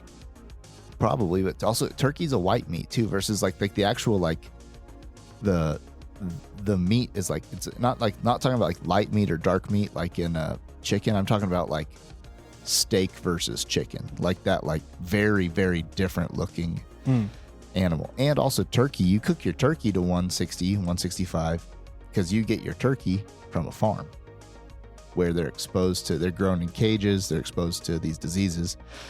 And so you don't have to cook a wild turkey to that same amount. And wild turkey, you still cook it more than a duck, and like how you would chicken and things like that. But if you cook your ducks and geese like you'd cook a piece of good beef, you're going to be in the money. And that's the deal. But duck season's about 3-4 weeks out. Teal season's actually right now this week. It is right now. But you can hunt teal the rest of duck season. When's upland season? A little bit later, like in November. That starts a little sooner. But the thing around here is like really for lots of upland. You hunt rabbits with a shotgun like that, like upland game? Mm-hmm. So yeah, you could hunt rabbits with your shotgun for sure. That'd be awesome. I'd love to go hare hunting. Gotta wait till the first like 2 freezes. Kills off a lot of the... Well, before their winter pelt comes in, they're a lot easier to see. It's like coyotes. Right. I've heard you want to hunt rabbits the same time you hunt coyotes. You do, but you want to make sure you're killing rabbits when it's cold out because they might be harder to see, but they don't have, like around here, the plague has died off of them. Oh, really? Like worms and fleas. Yeah. Less of those. So you want to make sure it's cold out when you're killing rabbits. The freezes take care of the plagued ones? Well, and just in general, like fleas, yeah, just different diseases, different like worms they have. when it gets colder. It's in general, it's better to kill rabbits when it's cold out. Good to know. Yeah. With your gun, you could go out and really you could hunt anything, but you just have to be careful with the mud and might have to let that turkey get a little closer before you squeeze one off. Hunter man. Is it a 12 gauge or 20 gauge? It's 12 gauge. Oh, nice. Yeah, both barrels are 12 gauge. Sometimes the Beretta 686s you got to check to make sure one's not 20. Like one and the other. There's a couple models that are 20 and 12. Oh yeah. I did want to say this before we sign off. Mm-hmm. I feel like this is pretty funny. This man is this is a review for the Federal Premium Heavyweight TSS number 9, and I just thought this review is hilarious and very informative for someone like myself who is wondering why the hell would I spend $13 per round on this. Had the title for the review from Jimmy S. This is on sportsmans.com for Sportsman's Warehouse. Thanks to TSS number 9, this old pasture pimp's plan to hang up at 65 yards didn't work so well for him. Jimmy S. says, the great gobstopper, 5 stars out of 5. Yes, these shells are so expensive it makes you sick. But when that old pasture pimp hangs out in a field at about 60 yards, these shells are worth it. Here's how I justify spending so much money on these things. Would I hand someone $12 to be able to shoot a big turkey I've been working for 4 hours, but now he's hung up at 60 yards with hens? Oh well, the TSS puts the birds on the ground. My Remington 870 shoots these with unreal patterns out past 70 yards. 70 yards on a turkey? That's a long shot to pattern a shotgun to. 70 yards. That's bonkers, bro. I don't think I've ever shot my shotgun further than like 25 yards. Yeah. But that's just too far for me. I've also got a 20 gauge that patterns out to 60 yards with this TSS. These rounds have changed the game of turkey hunt. Everyone I know has the same opinion. That's impressive, dude. And that's the thing about turkeys too that is totally different is you're shooting stuff way further away. Really? I mean, you're not gonna make. I hit him with the stick. I know. But compared to like any other bird flying, you're not shooting a duck at 60, 70 yards, right? Dude, in my brain, it sounds like you would because of just how like they're flying at an angle. Mm-hmm. But you're not with you're saying the load's too light and your pattern would be like too spread out and lose too much power, or what? Yeah, and they're just hauling ass. Sure. I mean, they're sometimes ducks are flying 30 miles an hour versus a turkey standing still. And so why doesn't no one ever run and just chase them down? Is it illegal to chase down a turkey? Like if you see him go to pasture with the hens, can you just be like, fuck this, and just like start hoofing ass over to like scare him away and take a shot at him? You can. The thing about a turkey, you have to headshot him. If you can't body shot him, it won't kill him. Really? It's headshots only with turkeys. That's the other thing too. I didn't know that at all. No, it will not kill them.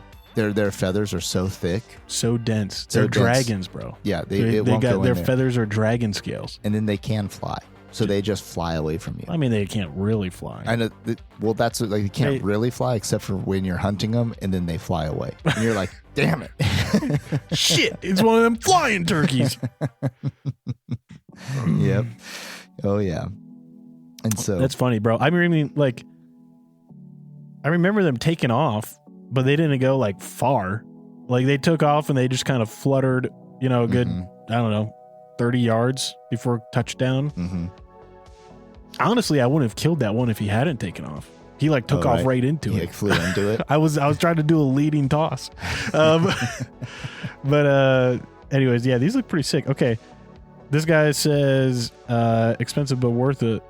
And then LGB, let's go, Brandon. This guy says, I haven't tried to pattern them at a target because of the cost, but I get that. I've gotten multiple turkeys at 40 yards. The first one was one shot. The second required 2 shots. Mm-hmm. Which a 40-yard shot on a turkey is a long shot. That's like usually what you're pushing out to. Like when guys are saying 60, 70, like that's a pretty rare that someone's shooting that far. So yeah, 40 yards is. Now I am curious because I do know more about. Oh, maybe I don't. I just thought I did. But like I've talked to more people who did bow hunting for turkeys. Mm-hmm. And they alluded to having to do headshots for turkeys as well with bow hunting, which makes no sense to me. I would think a broadhead could go through the feathers and wedge between them and take a turkey out. It does. It does shoot through them. Their vitals are so tiny. You're gonna just shoot like through their wing and through like the meat of them, and they're still gonna like run away. Like really? So yeah, they make special. Well, they make actually special. I've seen the scythe one. Yeah, it's sick they make as special hell. heads for an arrow that actually like it's like 3 bendy pieces of metal in a circle, and when you shoot it, the spiral of your arrow spreads it out, so you end up with like a guillotines. Yeah, with a like a 8-inch like diameter spinning towards their head. So you can shoot them in the, in the body, but you really, it's like, it's hard and you're going to be tracking them. And so, yeah, you still want to try to knock their noggin off. Yeah. Yeah, that's interesting, man. I definitely am like getting the itch more and more each day. Just so you know, people say when they've tried flamingo in Venezuela because they hunt it for traditional use or something. Not traditional. They hunt it because they're starving to death. It's a scarcity food. So like, I don't think it's legal. But it's weird to be in a situation of scarcity and still be able to like post on a phone. Yeah, that is like, whack. like, you know what I mean? Like, you can be like starving, but you can like get on your Reddit feed and tell people about what you're about to tell us about. That's the thing, man. The future will have people starving on spaceships, and that is insane. But yeah, you can't eat flamingos or hunt them anywhere in the U.S. or most other countries because flamingos, they take 6 to 7 years before they're no longer juveniles, like people. Yeah, it's a long time. And they usually only lay 1 egg. In their lifetime? Well, at a time. Okay. Mating season, right? So it's like one of those things where it's like, it's very slow repopulation. You could decimate a population very quickly. Oh, yeah. Did they say anything about the taste? Yeah, some Venezuelans have gone to, great lengths to make sure we know what they taste like. And they say that flamingo has a strong fishy taste and tastes nothing remotely like chicken because flamingos just eat crustaceans and bugs and small fish all day. Yep. And so it's not like no one wants to actually eat flamingo. Like people eat it out of desperation. They aren't interested in eating it as like a luxury. It's not a luxury food bird. Yeah, that's like pelicans. All they eat is that stuff too. Interesting about ducks. Like when it comes to ducks, you have 2 main types of ducks: your puddle ducks and your diver ducks. Which like where you have, these. You have ducks that eat grasses and grains and corn and stuff, and you have other ones that just literally eat little shrimps and pond scum and nastiness. And there's a distinct difference in the flavor of those 2 ducks. Like a teal. What is that? A teal is a duck. Is it a duck? Dive duck? It's not a diver. It's duck. A pond duck. Yeah. It's eating grains, grasses. So dive ducks taste gross. Yeah. Even if it comes to bears, like if you hunt bears, and you're hunting bears that are eating salmon, that it's gonna stink when you cook it on the grill. It's gonna stink like salmon. They're like old rotten fish as you cook it. Versus like if you kill a bear eating McDonald's, that might be gnarly too. But like there's other ones that live inland that are all eating blueberries. Yeah, they're fat on blueberries. Yeah, there's been reports of like some like that literally have like bluey veins in the fat. I've heard of that. I've heard of it like having blue ooze. Yeah, which is like, that's what you want. You want the blueberry flavored. I will say, bro, I've never had a bear sausage link that I didn't like. There's been a few places where I've had like processed bear meat, and I've always liked it. I've always thought it was good. Same thing. Like I've eaten dog. No, I haven't. Not dog. It depends where you draw the line. I've had fox. Oh wow. I thought fox was delicious. Wow. I thought fox was crazy tender, really yummy. It was very cooked over a spigot. And not a spigot, a spit. Yeah, it was spit roasted. And it was very yummy. But really, yeah, it was insane. There's so much fat and grease on those things, which is what I also heard from people. Aren't going to like this, but it's also what I heard from some like friends who used to live in Mexico. Or I had a buddy who lived in Ukraine as an orphan, and he hunted cats with a slingshot. And he said cat grease, it's like the meat's really good. It's very good. Like he was like, I want to eat it sometimes. Like I get the craving for it because of how greasy it is.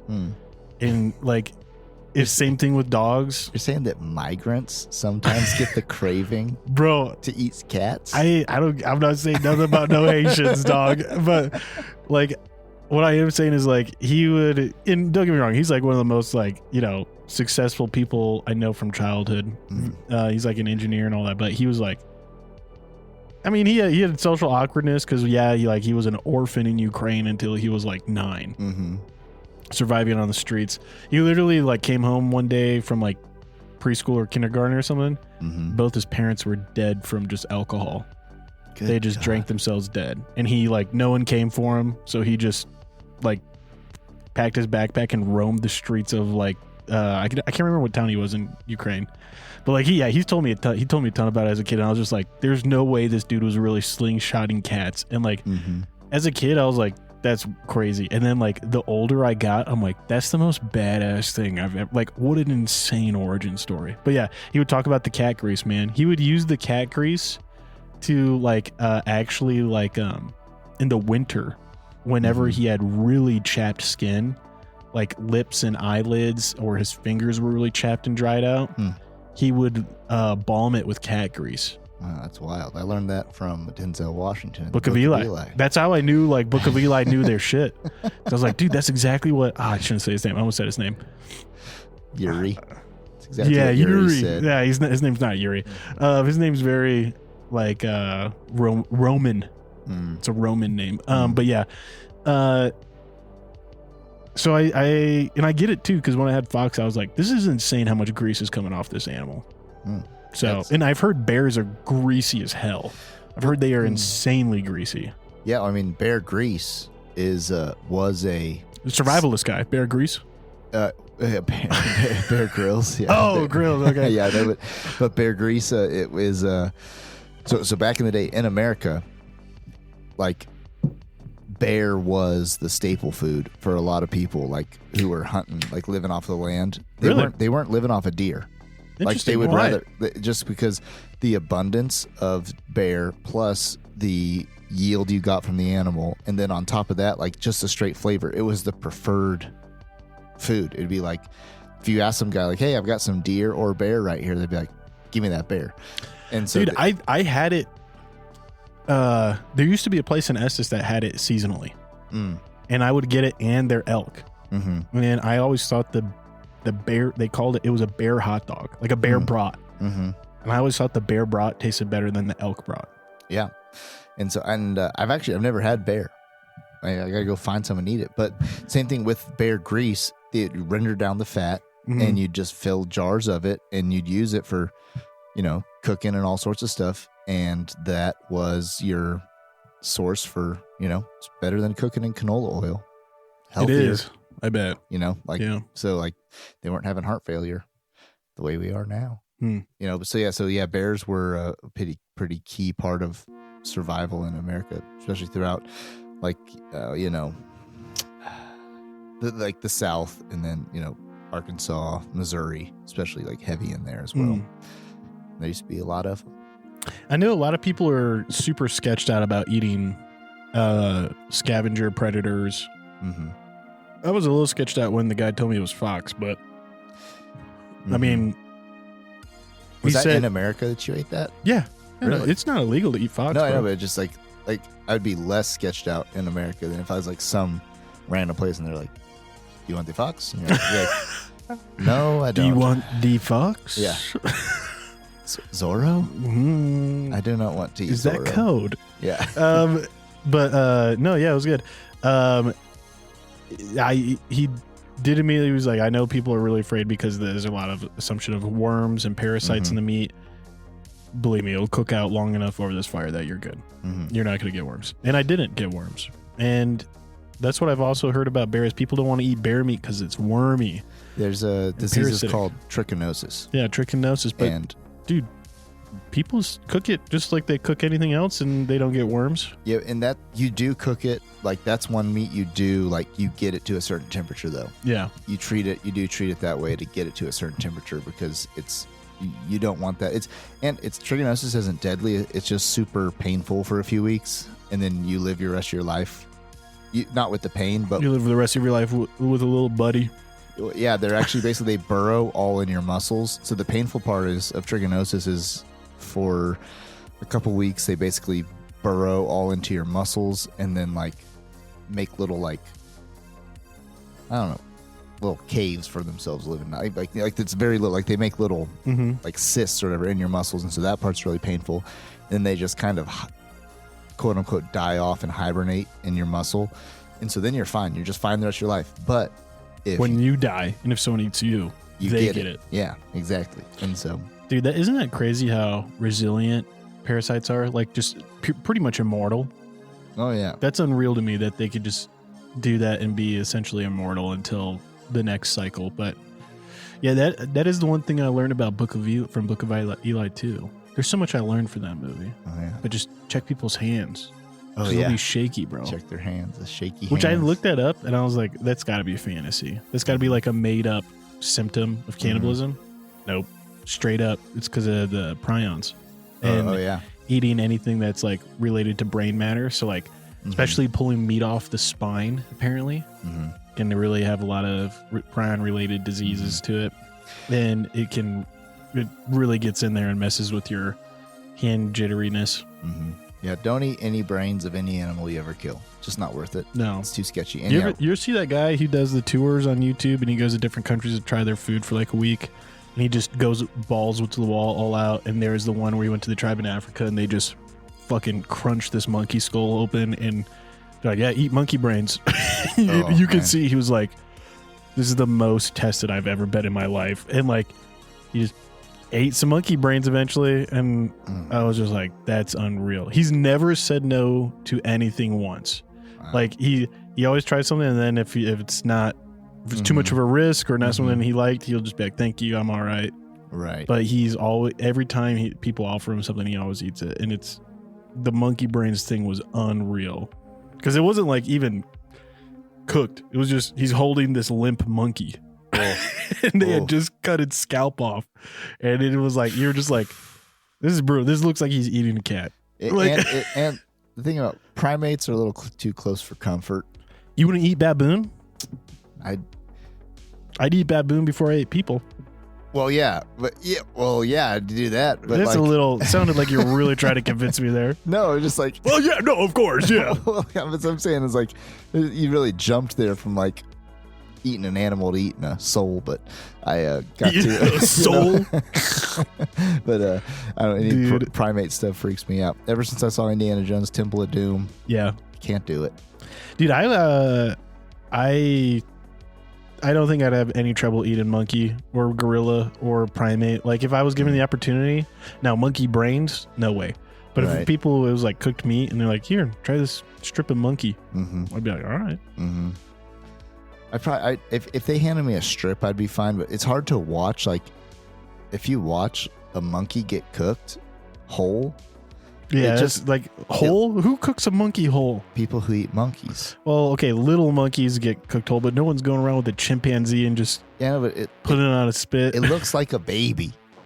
I don't know. Babies aren't that skinny. I really could. I could disassociate the two of them. I don't know if it's hard. It's hard to do. It's like I'd do it if I had to, or if I felt like the tribe was gonna, yeah, if they're gonna get me for not doing it, I'd do it, but. I'm not going to order it off the menu. Yeah, that's for sure. It was pretty freaking diabolical, though. Like, it was super metal just seeing this, like, tribal shaman and, like, he's killed lions and he's just got the skulls of other men and the skulls of monkeys on all of his clothing. Mm-hmm. He's like, eat this. And I was like, you better not say no, bro. Yeah, you're not gonna make it out. This dude has dealt with like way more insane things than you ever. Like this guy, think about this. How many people do you know are literally tanning human skulls? 0. Exactly. It's a straight 0. And that guy does it probably a couple times a year. Yeah. Mm-hmm. He probably knows the names of those people still. Yeah. He's like, he can still pick them out. This is Uncle Fred. Yeah. Oh, yeah. Dude, totally different world. Mm-hmm. Insane world. Okay, all right. Double back though. Best tasting bird in your opinion? I'm looking at a list here of Google's generated AI, and they rank the birds from top to bottom what they think the best tasting top birds are. For wild game?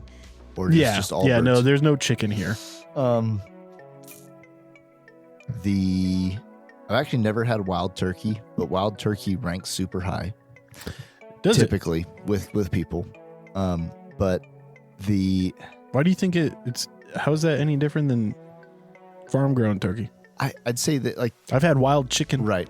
I guess I'd say in the same way that like for whatever reason when people talk about it, like you've had an egg from the store, and then you've had an egg from like farmer from your your buddy who owns chickens. Like when you crack that thing open, it just looks different. It does taste better. You know what I mean? It's basically that comparison to farm raised to that. But so turkey typically ranks pretty high, but and are they going pretty specific species here too? Like not duck or like are they saying like teal is like teal's? It's not generic. It's very specific. You know, and so is it outside of North America also?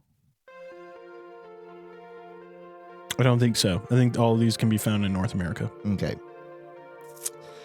Well, I'm questionable because some of them I've never heard before. Right. I think, and for some like ptarmigan could be way up there because it tastes a lot like chicken. So if you're someone if AI is thinking what tastes good, ptarmigan's say not on things it. Like, like ptarmigan, pheasant. Weak pick, bro. Ptarmigan didn't even make the list. Hey man, didn't even make honorable mentions. You have things like you have ptarmigan, pheasant, and grouse. Grouse is there. Pheasant is very there. High. Mm-hmm. They're all very high because they are a lot like chicken. And so they I think those things typically rank higher. So I'm going to go with some of those, so pheasant and grouse. I'm trying to, I want these to also be your picks of what you've tasted. Because I'm analyzing what the computer thinks humans like. No. I want you to pick like what you think the best tasting birds are. And I'll tell you if they're good picks or bad based off of what the computer says. So I'm going to, like you said earlier, teal. Is that your number one?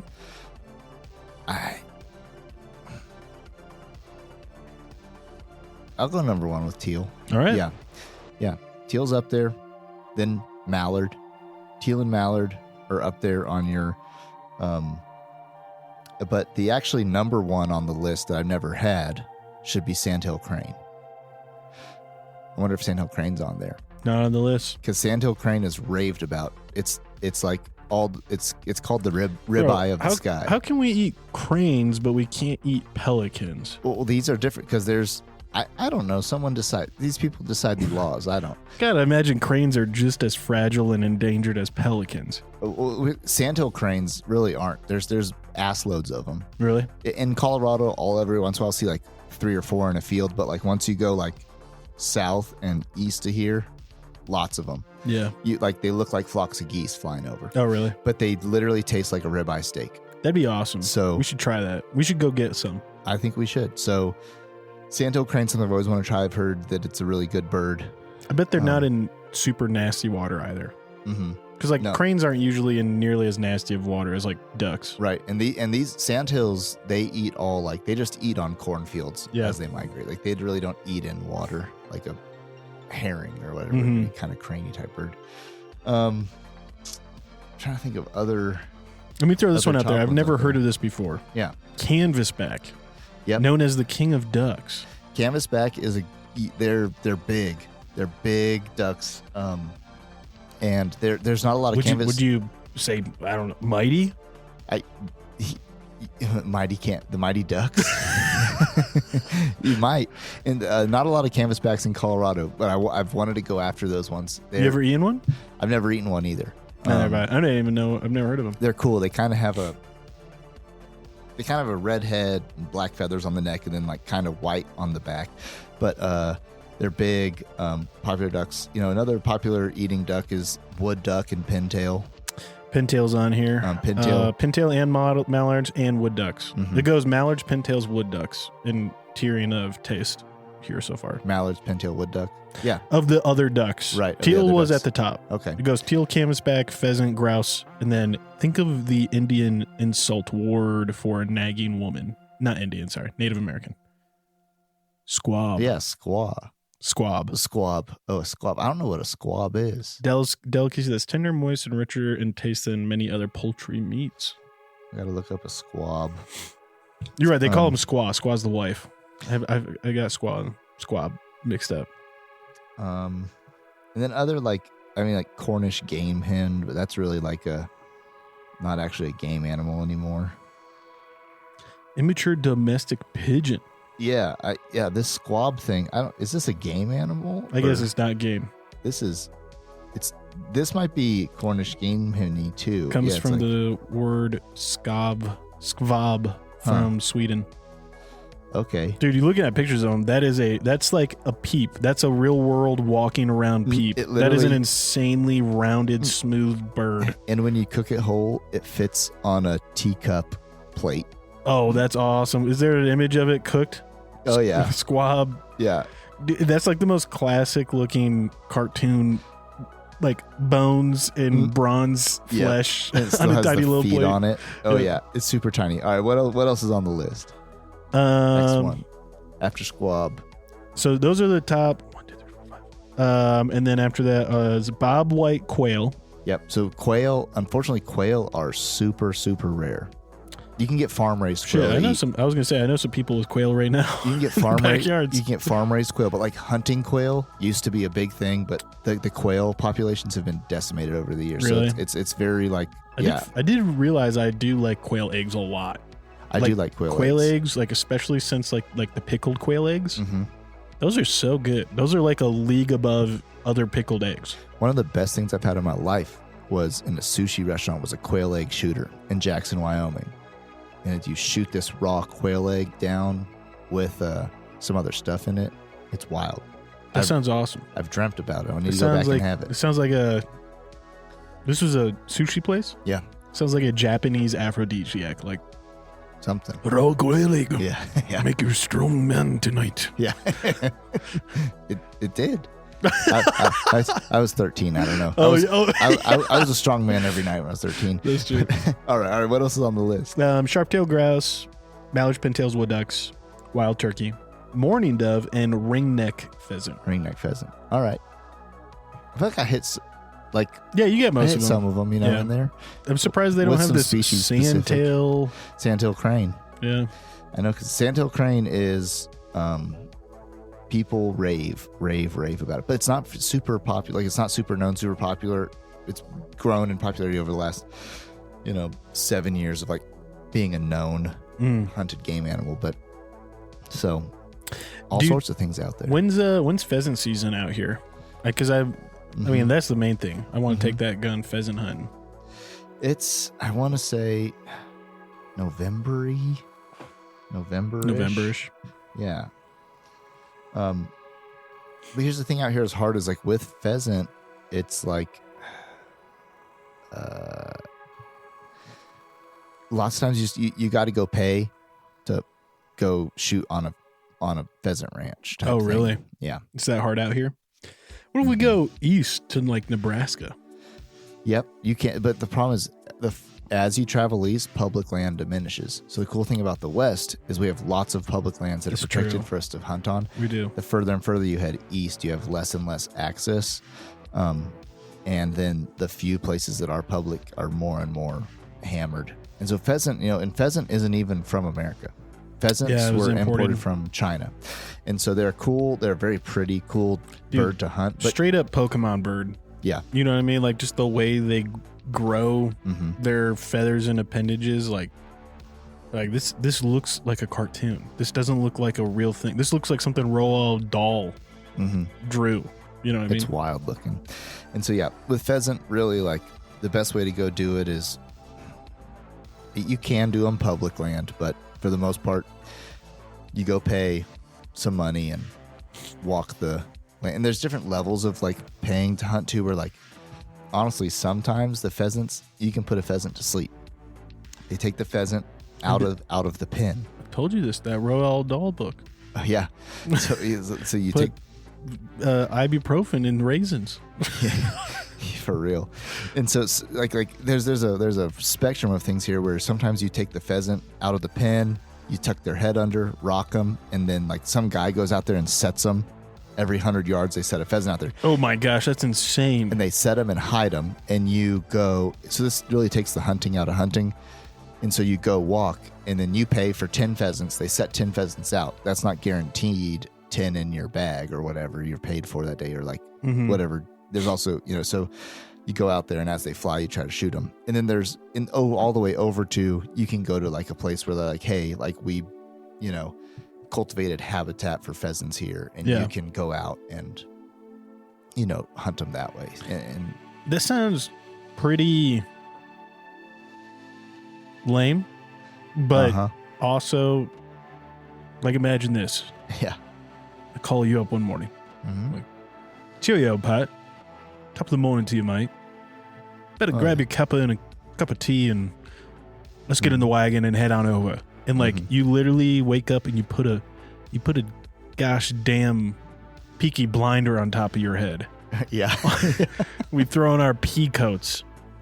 We wool go, vest. in our wool vests, and we go walk in with our, leather bags and our hounds. Yeah, and that'd be a fun day. Oh yeah, so like I would 100% buy an outfit just to go do that. Oh, definitely. As a meme, people, not try hard, just as a meme with the boys for sure. And like this is where it gets into. We were talking about earlier, like when you get into the world of hunting. The pigeonholes, the rabbit holes, where there's guys who are like, I'm a purist public land hunter. Like, I will never like do that. Other guys are all the way over. Like, every year I go down to Texas and I kill this wild ass like goat that came from Africa. Yeah, that's awesome. Like, it's basically in a pen. Like you pay $5,000 and you just go shoot that thing. Oh, that's not awesome. And then you get it and you hang it on your it's like in a 10-acre property of high fence. And so there's just like. And then the ethics and whatever different things, like it's a whole world of you got to dive into it and like start to decipher for yourself what you want out of it or not. And then like you'll go hunt, mountain elk for 10 years and never see one. And you'll be like, screw it. I'm going down. I'm paying the man so I can shoot his pheasants. Yeah. Yeah. That's funny. I do think that's how I think of wealthy. Like, here's my real line of wealth. Mm-hmm. And I know I am wealthy by a lot of people's standards. And that, the fact that I even have a mortgage that I can afford each month for a home that's not, a shack. For a lot of people, like, oh wow, you're wealthy, right? You don't have a home in the Hamptons. No, I don't. You ain't got no yacht. No, I don't. But like, I mean, I'm doing better than. Like eating flamingos. I'm doing better than any man before me in my family. You know what I mean? Right. My ancestors. So far as we know. I don't know my dad. But all that said, my real like line of understanding, like if I have wealth or not, is if I have the money to go and do one of the Big 10 hunts in Africa and actually bring the thing back. That's how I'll know I have real wealth. Right. You know what I mean? I don't have that money. Yeah. If you can get freaking slaughtered on an NPR article for, If I can go get a water buffalo and that same water buffalo is stuffed and shipped back to the U.S., that's money. Mm-hmm. That's insane money. For sure. Yeah, and that's the world of hunting. It's all the way over to that stuff, all the way down to like, would you ever do something like that? Like, I'm not talking a, guaranteed we tie it to the rope out here. Right. Yeah. And you just hike over the hill and get it. Yeah. This one's named Larry. Yeah. You know. No, but like, someone's like, hello, come with me. I will show you what they drink. Mm-hmm. And you go out like on a 3-day trek to go find it and get it. I definitely would. And especially like, because a lot of people, when they hear that stuff, like, I'd be like, I'll kill an elephant. I'll kill a rhinoceros. Yeah. I'll shoot a giraffe. I will support all of those because it's ecological preservations. Right. And even and so what a lot of people don't understand about that type of hunting is every dollar goes to protecting those species. Right. It is as much as we could hope with like potential corruption in Africa. Sure. But so like to break this down would be like, but so yes, there's that. Those hunts are like starting pay, like $100,000 type stuff. So $100K into a community, that's a lot of money. Now, also lots of those animals. You look around in Africa too. Sorry, I don't mean to interrupt you. No, yeah. But it's just like you look in Africa and like those preserve communities are the wealthiest out of almost any other community in Africa. Like you always look at like the people who are running that preserve and not just facilitating the hunts, but protecting the animals from poachers. They are the most well-equipped, sustainable, and healthiest communities in a lot of those rural African areas. No, for sure. And a part of that is from dollars coming in from people who they can just have that FU money where they can just drop that type of thing. And there's also different ranges of these type of African hunts too. Like, but like, if you're going for those big ones, like typically, one, you're always going to be guided out there by someone who knows the specific animal you end up taking will be typically a male who has played out their he's not making babies anymore. He's not There's making better babies younger men because they're older, and lots of times what happens is those old bulls will become crotchety, and they fight off the young men. They disrupt the herd, and they take away mating opportunities for the virile individuals in the population, and so it actually hurts the herd. So you're taking these mature animals that have kind of played out their benefit to the herd, and then also once you kill that animal, you don't take the meat home, which what happens with that meat is it goes to the people there. And so like these villages will live off of, they'll all come out there and butcher these animals down and get to they get to live off of the meat. And then you've dropped a buttload of money in the area, then they get to have meat to eat, to live off of, and you've provided sustainability for the herd. And so it's like, and you get to take your mount home. Yeah, I don't have a problem with it in that sense. How about baboons though? Have you seen the baboon hunts? That's unreal, bro. The runners. I don't know if I could keep up with those guys. No, dude, you take a rifle. Oh, yeah. Take a rifle, mate. Look at my hat. I have a Rhodesia. This is I was just about to bring up Rhodesia because Lion Lager was a beer like brewery in Rhodesia, now Zimbabwe, for you uneducated swines. Yeah, man, you take a rifle out and a guide, and they take you to where they rest, and you just put the crosshairs over them. You fire. And they clutch their chests like people. They put their hands over their wounds. Like a poor man's. They look at their hands. Game. They do. No, bro, it's insane, bro. Like I've watched the videos and like, it's when you, like baboons when they get shot, they like have the same reaction people do, unless it's an instant takeout. Right. I don't know, man. It's weird, bro. It's really weird. I don't know if I could do it. I think I could do it, but if I did it without having some sort of emotional reaction to it, I'd realize I need to do some reevaluating. I also just like think in my head, I'm like, they're baby killers. Yeah. Doing like they literally like go and kidnap babies. So like I think I could. All right, let me rephrase it. I could definitely do it. I would just have to tell that to myself over and over and over again. Like baboons literally will kidnap babies and eat them. Have you ever seen the videos of them kidnapping dogs? Yeah. That's brutal, dude. The way they drag dogs around, that tears me up. Like, it's so hard to watch. Well, they don't even eat the dogs. They literally use the dogs as bait to get lions or hyenas. Oh yeah. Did you know that? They're pretty smart primates. They're insane. That's unreal to me that they will use dogs as baits for bigger animals. It's wild. Anyways, a lot of good conversation this episode. We kind of ran the full litmus across. What was our first conversation? We were talking about AI Dungeons and Dragons. And, across firearms and hunting and different kind of types of hunting. So all I said, Pat, very educational. Appreciate taking the time to explain to a novice, the ways. Circle of life. Yeah. But anyways, Ken, thanks for listening. We appreciate you listening. We're excited about the things we got in the pipeline. As a little PSA, probably won't have an episode for the next week or 2 weeks. Just because I'll be on my anniversary in Virginia.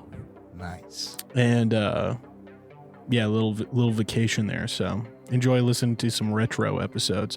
But yeah, Pat, anything you want to sign off with? Till next time.